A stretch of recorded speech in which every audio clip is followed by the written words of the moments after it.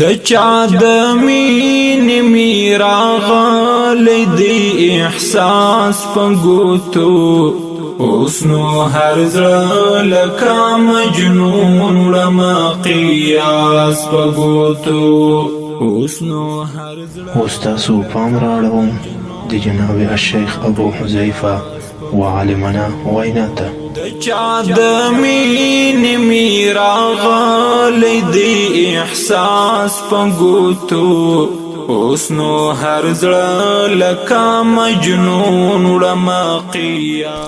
الحمدلله اهله والصلاة علی اهله اما بعد.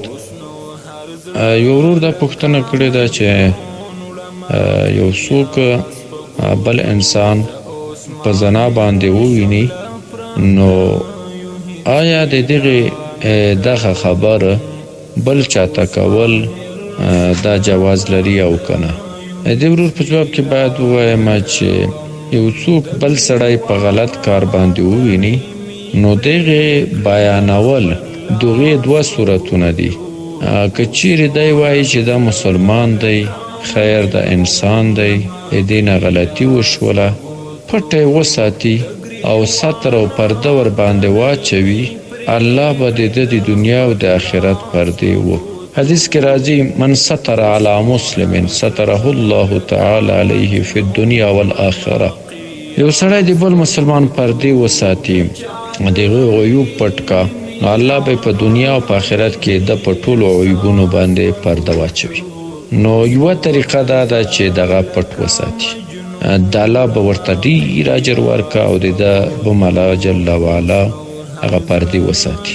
دوم دا دی چې دی حاکم ته ووایي، بل ځای ته بیا ده ته ویل بلکل نه دي روا، فقط حاکم ته به وایي، په دې نیت به وایي چې د حاکم ته ووایم، پاچا ته ووایم، امیر د مسلمانانو ته ووایم چې په دې باندې حد جاری کړي، د زنا حد ور باندې جاری کړي، مثلا یا د غلې حد ور باندې جاری کړي چې نور ټول مسلمانان د دین عبرت واخلي او بیا څوک د ګناه ونه کوي. نو په دغه نیت باندې بیا فقط قاضي ته ویل روا دي، بل هیڅ ځای کې ویل روا نه دي.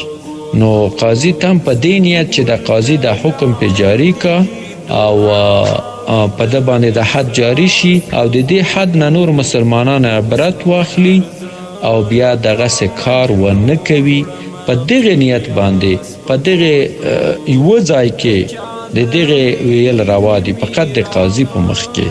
نو بل ځای باندې کې ویل دا بالکل جواز نه لري. که څوک د مسلمانانو عیبونه پلټي او دغه کوشش دا کا چې یو مسلمان دغه بېعزتي وکړي او خلکو ته یې سپک کړي، دا کولی نشي، ځکه د الله فیصله دا ده وتعز من تشاء وتذل من تشاء.